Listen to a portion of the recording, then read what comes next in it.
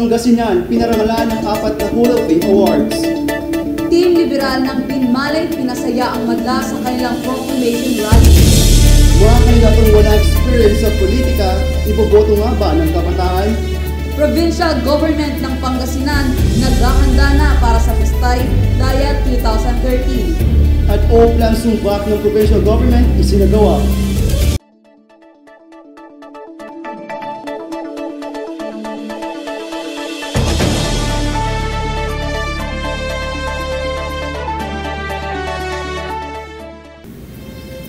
Masantos si Labi at si Karin Amin. Ako si Tommy Gigorin. At ako si Cyril Tahanlangit. Natugi ang gobyerno ng Pangasinan ng 4 na Hall of Fame Awards sa iba't ibang local governance categories mula sa Regional Development Council noong Martes. Nakamit nila ang Ilocos Performing Local Government Unit, LGU, in Local Governance, Best Millennium Development Goals Implementer, Champion for LGU Best Practices at Best Project Implementer. Ang Pangasinan din ang nanalo ng Gawad Pamana ng Lahi ng Department of Interior and Local Government at isa pang Hall of Fame Award para sa Coastal Resources Management. Ang Wire Sea Production and Distribution Project ang kanilang re-entry para sa LGU Best Practice Award. Ayon kay Provincial Planning and Development Officer Benita Pizarro, ang proyekto ay nakahikayat ng mga tao na gumamit ng organic farming para tumaas ang produksyon ng bigas at ang kita ng mga magsasaka. Tinanghal din ang probinsya ng Regional Champion sa Gawad Pamana ng Lahi ng Department of the Interior and Local Government at Hall of Famer sa Coastal Resources Management. Sa Binmalay naman, isinagawa ng Team Liberal ng Naturang Bayan ang kanilang proclamation rally kung saan dumagsa ang maraming residente. May report si Ina de la Cruz. Pinasaya ng mga kandidato ng Team Liberal sa Binmalay ang mga taong dumalo sa kanilang proclamation rally kahapon ng hapon. Ito'y sa pangunguna ni Sam Rosario na tumatakbong muli bilang mayor ng Naturang Bayan.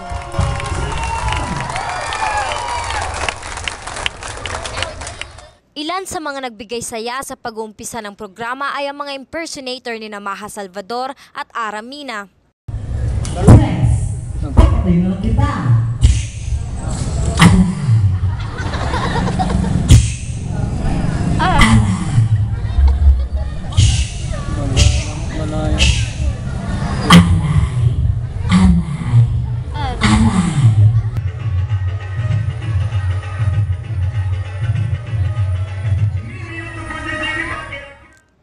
Hindi naman napigilang humiyaw at magsitayuan ng mga residente ng Binmalay sa pagdating ng mga kandidato. Inabangan naman ng mga tao ang talumpati ng bawat isa. Ayon naman sa mga kandidato ng Team Liberal, umaapaw na kagalakan ang kalang naramdaman sa init ng pagtanggap sa kanila ng mga mamamayan. Ina de la Cruz para sa Pangasinan Watch. Paulit-ulit na ang pagpapaalala ang ginawa ng Commission on Elections o COMELEC tungkol sa mga bawal paglagyan ng mga poster at tarpaulin ng mga kandidato ngayong halalan. Pero mukhang marami pa rin ang matitigas ang ulo. Yan ang report ni Maui Daroy. Sari-saring mga posters at litrato ng mga kandidato ang nakapaskil kahit saan ka man lumingon. Ngunit ano nga ba ang kahalagahan ng mga ito?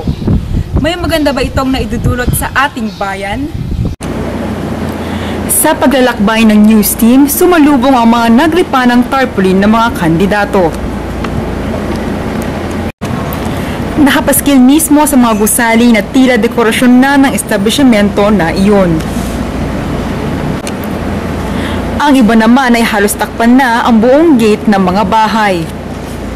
Sinasabing ipinagbabawal rin ang pagdidikit sa puno, kaya naman ang isang ito ay nagtayo na lamang ng sariling stand sa tabi ng puno. Maging ang mga sasakyan ay di nakaligtas. Namataan naman namin ang driver na ito na tila tinadtad ng sticker ang bubungan ng kanyang tricycle. Kasi stainless to, nakakasilaw. Walang masama sa pagdidikit ng mga litrato at posters ng mga kandidato kung ito ay nasa tamang lugar naman. Ngunit bakit tila di na natin makontrol ang pagdami ng mga ito? Ano na nga ba ang gagawin natin dito sa mga litratong nakakalat sa ating lugar pagkatapos ng eleksyon. Maui Daroy para sa Pangasinan Watch.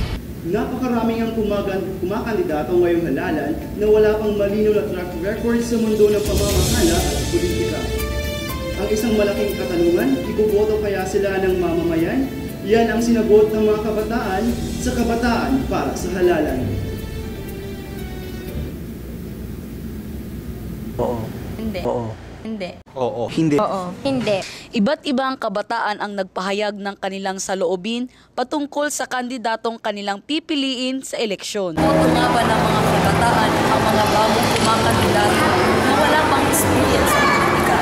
Samahan niyo ako para alamin ang pulso ng kabataan. Madalas na pasyalan ng mga kabataan ng mall, kaya ngayon, dito namin aalamin kung ano nga ba ang pulso ng kabataan. Yung proof na may nagawa na sa bayan, para sa mga tao. Oo, kung kaya naman nila. Hindi naman po yung sa experience kung talagang meron sila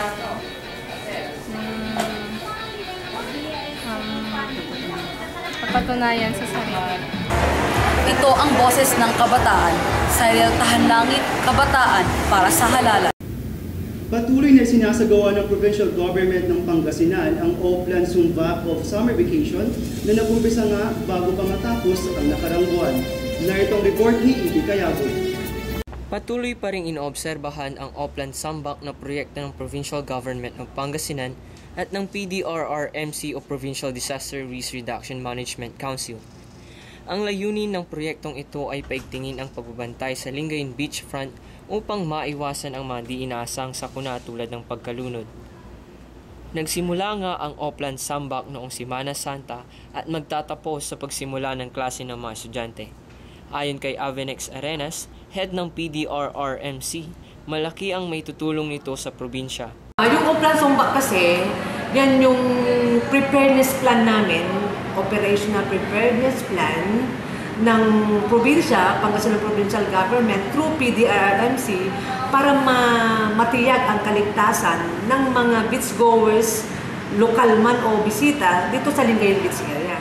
So basically, after na pumasyal sila sa Kapitolyo, gusto nilang maligo, mag-swimming sa beach. So yun yung pinaka-reason natin kung bakit sa Lingayen Beach area. Ike Cayago para sa Pangasinan Watch. Mado D. Espino Jr., ang Pangasinan ay naging number 1. We dedicate our efforts to make our province one of the most progressive provinces in this republic. I know we can do it because we have the resources, the people, and we have the leadership.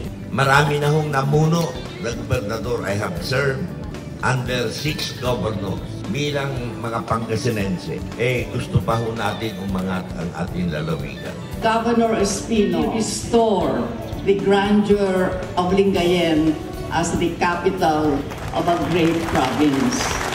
Nakita ko ang White House sa Washington, D.C. Sa nakita ko ho ngayong gabi, hindi tatalunin ang Kapitolyo ng lalawigan ng Pangasinan.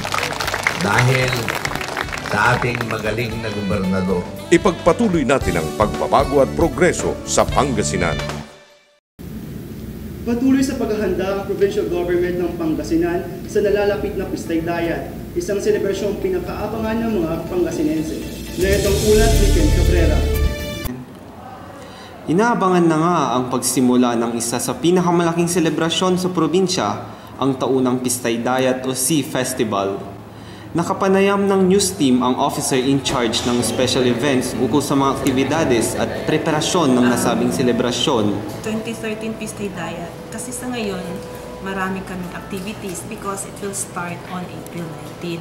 So it will be a 2 weeks celebration. Kaya nagdagdag kami ng mga activities like yung water sports. Diyan sa beachfront, meron tayong mga parasailing, meron tayong water rescue exhibition, meron tayong triathlon. So, yun yung mga bagong activities na dinagdag natin sa Pistay Dayat. As of this year ulit, parang ni-revive ulit natin yung mga drum and bugle course, exhibition, kaya medyo maingay. Meron pa rin, of course, yung mga institutionalized events natin na like Limgas ng Pangasinan, nandyan pa rin. Andyan yung sayawan at aplaya, yung street dancing.